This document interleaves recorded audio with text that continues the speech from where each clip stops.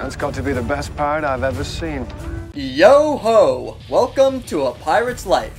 Nobody expected Pirates of the Caribbean: Curse of the Black Pearl to be as big of a hit as it was. The film led to 4 highly successful sequels. Johnny Depp became one of the biggest stars in Hollywood playing Jack Sparrow, and revitalized the modern-day blockbuster. Today, we're setting sail and finding out what exactly went into making the Pirates of the Caribbean: Curse of the Black Pearl.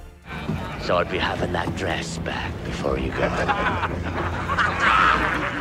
The scene which finds Keira Knightley's Elizabeth Swann walking the plank took 2 days to film. Knightley recalls being terrified, but when the crew told her they could use a stunt double for when her character jumps off the plank, she responded by saying, I was like, I've been standing up here for 2 days. Do you really think that I'm not going to jump off this thing?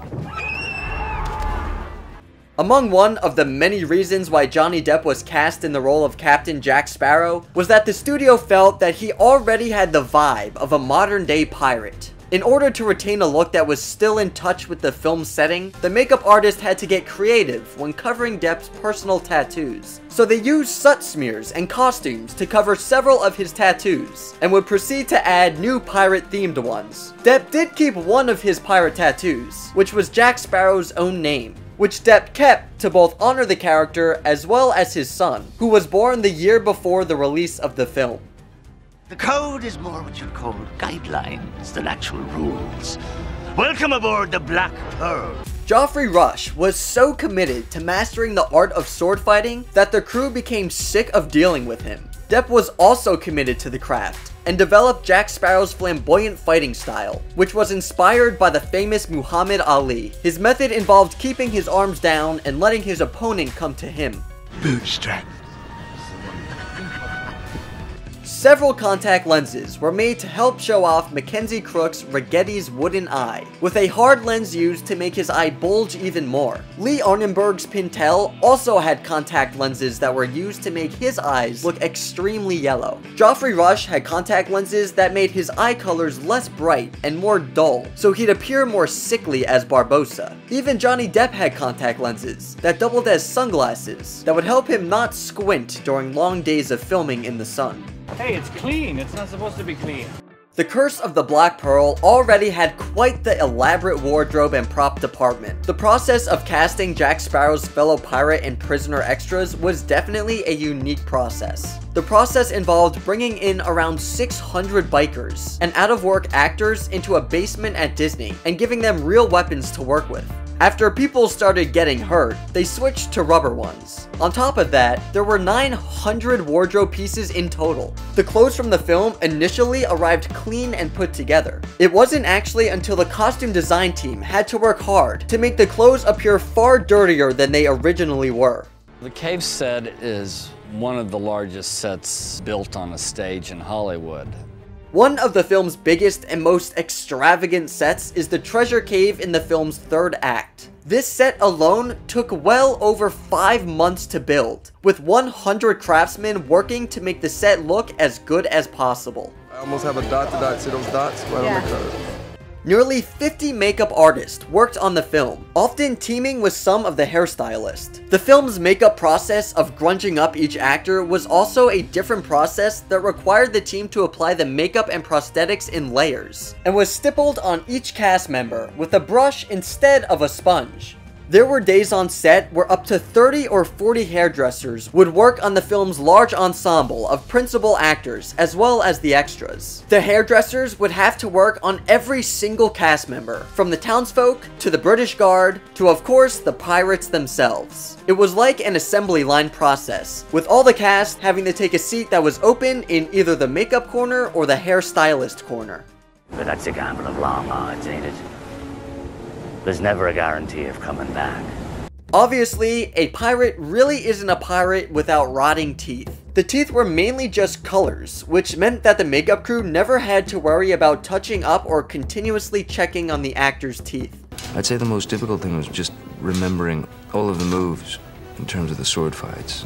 No pirate movie is complete without some badass sword fights. The cast of Curse of the Black Pearl needed to learn how to sword fight in order for the fight scenes to look as stylized and authentic as possible. The cast was taught by Hollywood legend Bob Anderson. The military fort that Knightley's swan faints off of in the film was an actual practical set that was built on location in Palos Verdes, California. Though, the shot that shows her fainting and making her impact into the ocean was shot in the Caribbean, where a majority of the filming took place. Well, thank you, Jack. You're welcome. Not you, we named the monkey Jack.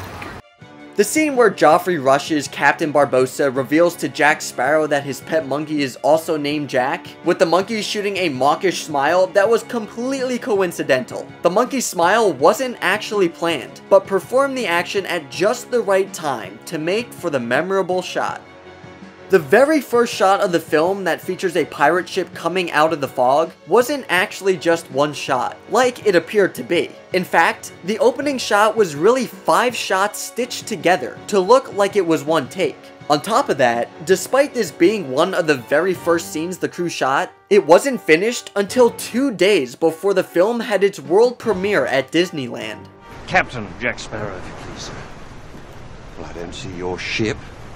Captain? While most of the film's ships were built from scratch, the HMS Interceptor wasn't. Instead, a real ship named Lady Washington was used for the boat. The crew had to repaint the entire ship, having to manually cut out ports for the cannons and even change the stern, among other things. In order to design the pirates' walking corpses, the crew used turkey jerky as an influence to design the rotting flesh. In order to make the zombie pirates distinguishable from each other, the designers decided to keep the actual eyes of each pirate extra. That is without doubt the worst pirate I have ever seen. The pirate genre had been dormant for many years after the swashbuckling film Cutthroat Island turned out to be a box office flop. Writers Ted Elliott and Terry Rossio had been wanting to make a pirate-themed movie with a supernatural twist since the early 90s and decided to pitch it to Disney. The Mouse House was certainly hesitant at first, but decided to make the script into an adaptation of their popular theme park ride, Pirates of the Caribbean. Steven Spielberg was at one point attached to direct the film before Gore Vebrinski. A year prior to the release, another film based on a Disney theme park attraction was released, in the form of The Country Bears. The film was an unmitigated critical and financial disaster, so much so that Disney head Michael Eisner feared that the concept of a film based on a theme park ride would no longer work. Eisner tried to shut down the film, but Vebrinski told his team to continue to work on the film. After Eisner was shown concept art for the film, he ultimately decided to let Vebrinski move forward with the film. You are without doubt the worst pirate I've ever heard of. But you have heard of me. Before Johnny Depp was cast in the iconic role of Jack Sparrow, the creative team actually had other actors in mind. The role was actually written with Hugh Jackman in mind. Matthew McConaughey, Robert De Niro, Jim Carrey, Christopher Walken, and Cary Elwes were also looked at to possibly take on the role of the famed pirate. Eisner was initially not a fan of Depp's portrayal of Jack Sparrow, and was most confused about the character's personality. Eisner was so pessimistic that he thought Depp's eccentric performance would sink the whole movie, because audiences wouldn't be able to get behind the character. This prediction turned out to be far from the truth, as Depp was so universally praised for his performance that he even earned an Oscar nomination for Best Actor. Much like the casting of Jack Sparrow, there were plenty of actors in consideration for the role of Will Turner, with it finally being narrowed down between Ledger and Orlando Bloom. Ultimately, the team went with Bloom. I saved your life, you saved mine, we're square.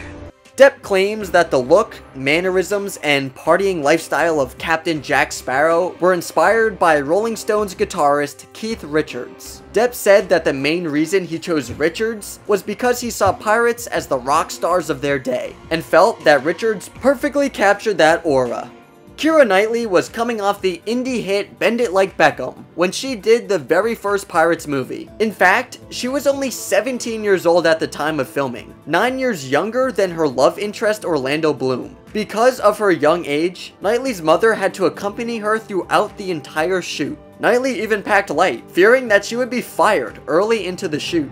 And then got offered it, and here I am. And I kind of thought every single day that I was going to be fired. Much of the film was shot on location in the Caribbean, which led to the cast and crew making their way to set each day by boat. After one night of shooting on one of the main islands, a boat that was carrying Keira Knightley and her mother hit a reef and sank. While no one on board was injured, the mother and daughter were stuck waiting for several hours before they were eventually rescued. From then on, night shoots were instead filmed indoors in a studio.